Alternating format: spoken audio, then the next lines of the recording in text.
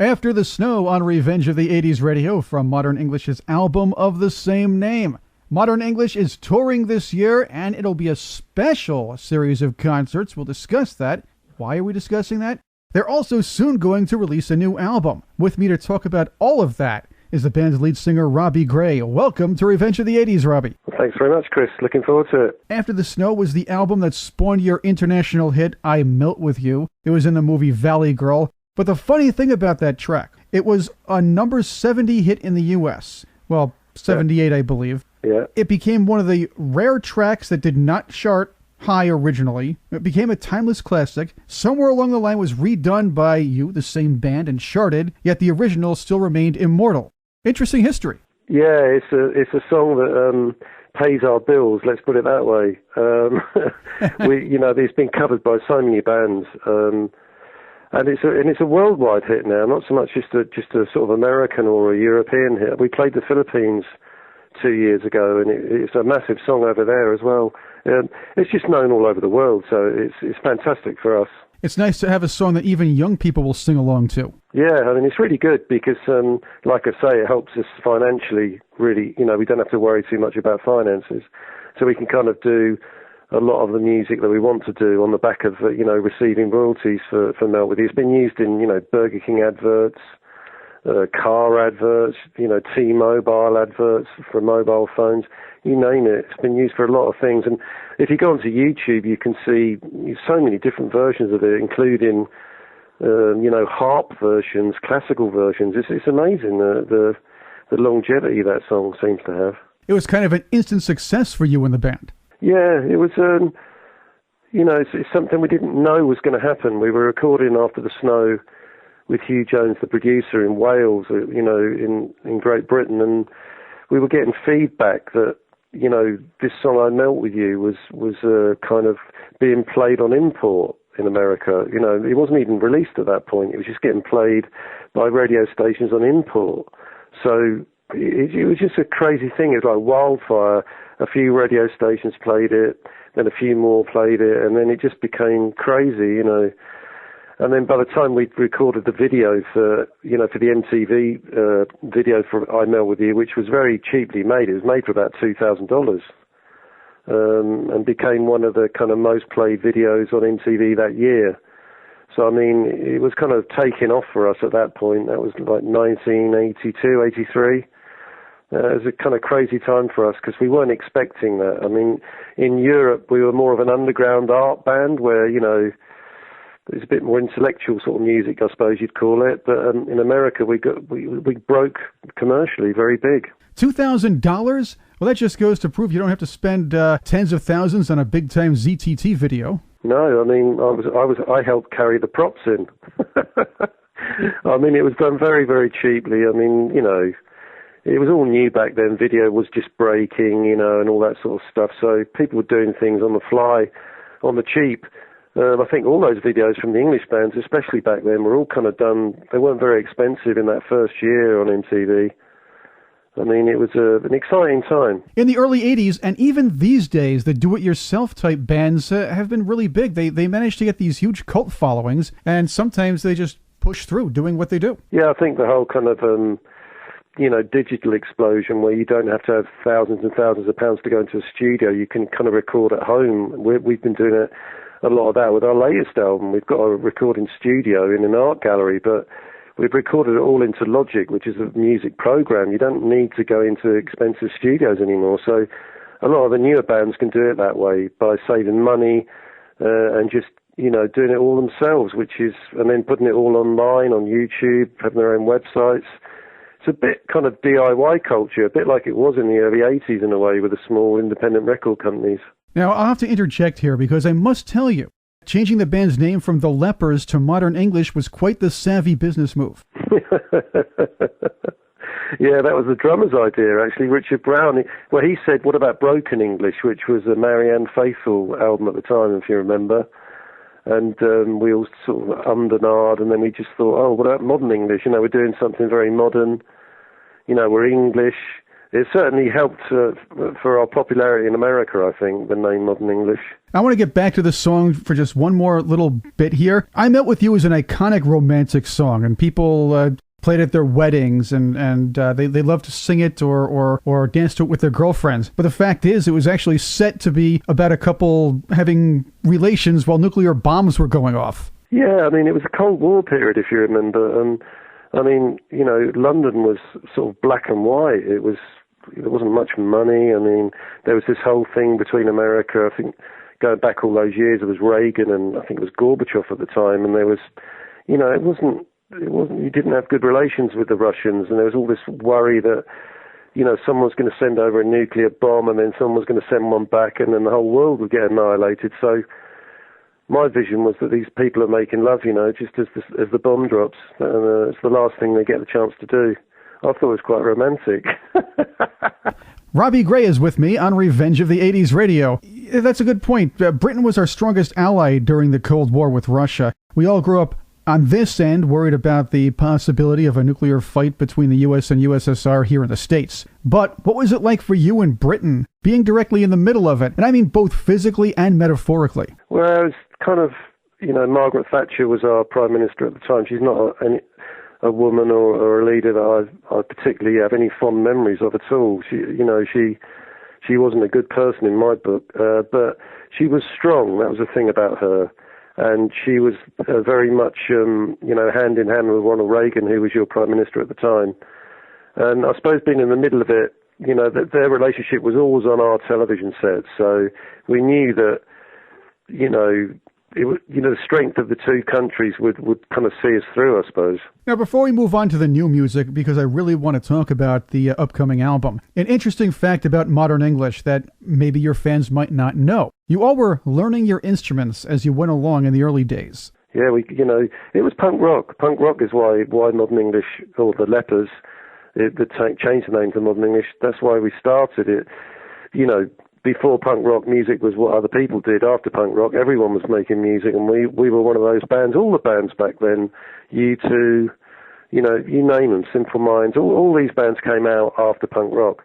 And as we sort of picked up our instruments and learned them, that it was a growing process, which is why the difference between the first album, Mesh and Lace, and the second album, After the Snow, is so big, because on the first album we're learning, guitarists and keyboard players. I was still shouting, it's all that kind of very early sound. And then After the Snow is much more relaxed with strings on it and acoustic guitars. We've learned our skills a little bit more.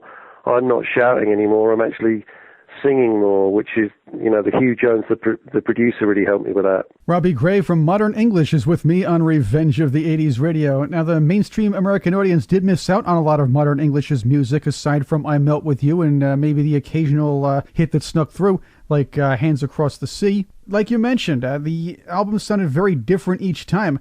I guess maybe less orchestrated, but more because you all evolved as musicians. Yeah, I mean, we always thought as a band that we didn't want to make the same album every time. We didn't want to sort of sound the same. We always wanted to make, different sounding albums. And across the three, there's Mesh and Lace, After Snow, and Ricochet Days. I mean, Ricochet Days is much more like After the Snow than anything else. But even on that, we tried to make the arrangements more difficult and make it more musical. And now we fast forward to 2016, and we've just done a pledge campaign, and we've recorded a whole new album, and that doesn't sound like anything we've done before. We've got one track's got an orchestra on it. It sounds something like the Righteous Brothers or something like that, or the Walker Brothers. We've got,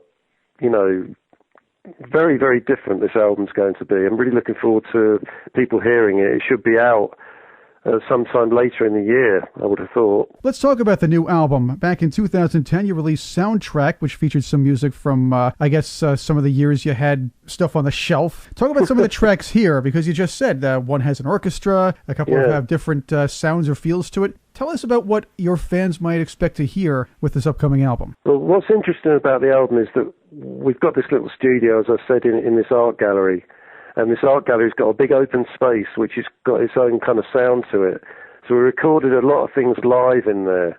So you get the sound of the drum kit and the guitars and the vocals, we did it all to get the whole sound of the room. So the album's got a sort of sense of a live album in a way, because it's the sound of this room, which is very sort of got a nice reverb to it. But then we would add things to it. Like we met this young composer he's composed on 3 or 4 of the tracks on the album. There's 10 tracks, and he's kind of put some classical music across 3 or 4, orchestrated 3 or 4 of those songs. So there's a real mixture of stuff. There's the usual hard guitars from Gary. There's a real mixture of quite very modern sounding tracks, and these orchestrated tracks, really. People have to hear it. It's a mixture of Mesh and Lace and After the Snow, I suppose. So were there some things you could do in this album that you weren't able to do in the past as a musician? Yeah, quite a lot of things, because we'd always wanted to, especially the orchestrated thing, we'd always wanted to do that. I mean, there's elements of that on After the Snow and Ricochet Days, but we never were able to do it, fully. And to do it on this album's been a kind of a bit of a dream for everybody, I think. And, one of the tracks on there, I remember when I was a kid, films like Midnight Cowboy, which had a great soundtrack to it, and all these amazing sort of, Elvis Presley was doing Vegas in the 70s, and he had these sort of big bands behind them. And we've done a couple of tracks like that. There's a song called Trees and a song, It Don't Seem Right, and they sound like they're from a different era. One sounds like it's from the 60s and one sounds like it's from the 70s, and that's quite exciting, I think. Robbie Grey of Modern English is with me on Revenge of the 80s Radio. Modern English has a new album coming out. It's in the works, and you have a pledge drive that you mentioned a little while ago. How's that going? That's been amazing. We've raised over $30,000. People could, pick to, do different things with the band. Like I've written now probably, 20 handwritten lyrics for I Melt With You, which people have bought. I'm going to dinner with somebody in San Diego, paid to go to dinner with me. You can get, downloads of the album for $10. I mean, it's still going on. If anyone wants to go to the pledgemusic.com, they can still do, they can still find things, to buy there. But it's coming to an end pretty soon, because the album's nearly, we're just about to finish it. We're on the final mixes right now. I know it's been delayed every once in a while here. When do you expect the album to be ready for release? I would imagine it would come out in the fall, because we've got this tour coming up, the Mesh and Lace tour, where we're playing the whole album, Mesh and Lace, for the first time on our early 4AD singles. We'll be doing that till the middle of June. Then we're coming back to Europe and playing in Europe in June and July. And then we're coming back to America in August for some more concerts, which would fit in more, with your radio station. It's bands like The Fix and Human League, and we're going to be touring with bands like that then. And then I'd imagine the album would come out around September, October. Now you're embarking on the North American leg of that Mesh and Lace tour. You'll be playing the entire first album and the earlier songs like you said before. I know you'll be playing I Melt With You as well. Well, what inspired you to just set out and say, hey, let's play the entire Mesh and Lace album? Well, it's funny. A promoter from Seattle in America just sent us an email on our Facebook page saying, how would you feel about playing the Mesh and Lace album and some of the very early 4AD singles? And we just sort of sat down and thought we'd never done it before. And we just liked the idea. It just sounded like a really good thing to do. It takes us away a little bit from, the more commercial side of what we do. It takes us into sort of, edgier music, which is what our early stuff was like. So we decided to revisit it. And we're doing, I think, 20 concerts. We start in Seattle and go down the West Coast, and we end up in Brooklyn and New York just about the first week in June, I think. So we're there all the way through May and into the first or second week in June in America playing the Mesh and Lace album. Now, the band broke up a few times and reformed, sometimes with some new members. What brought you back together in recent years? And tell us about the lineup as it stands now. Well, this is the whole original band apart from the drummer. This is Modern English, as it was from 1981, 2, 3. It's the original band, except for the drummer. And we got back together this time round because Mick Conroy, who's the bass player, moved quite close to where I live in England, which is just a place outside London called Suffolk. And I was living here, and Mick moved here, and he sent me an email, showed me a boat that he'd bought, 'cause he lives on a houseboat. And he just said, I'm living in this town, and this little town is literally 20 minutes from where I live. So we just met up for a chat, really, just to meet up and say hello again. And he's the one who said, should we get the band back together? So we did. Oh, why not, right? Yeah, exactly. I mean, everybody else is. Yeah, I know. I mean, literally everybody else is. Well, that's the funny thing these days, and I talk about this with other bands or artists that have put out new music. It's the time. The internet has enabled groups and individual singers to bypass radio stations nowadays and get exposure other ways. And their fans find them. They're longtime fans, and then along the way, they get new ones. Yeah, I mean, it's just a question of if you really want to do it, if you still want to be creative, you know, I mean, you're not going to make much money these days, you know, really. You're not going to be, it's not going to be like the 80s where there was so much money flying around, it was ridiculous. But if you want to be creative and you've got the time and you can afford to do it, you know, there's no stopping anyone making music these days. It's really a simple thing to do. And like you say, you can connect with people all over the internet.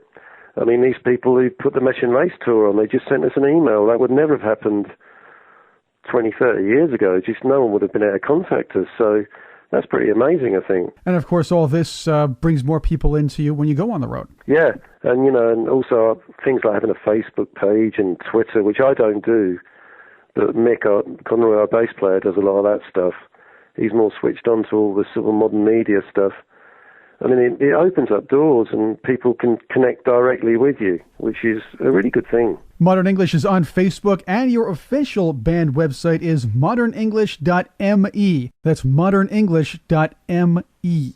That's right. That's where we are. Robbie Grey, thank you for joining us here on Revenge of the 80s Radio, and good luck on tour, and yes to the band. Best wishes on the new album. Well, thanks very much, Chris, and it's been nice talking to you, mate. As we await your new Modern English album, let's play a track from your 2010 collection, Soundtrack. Here's It's Okay.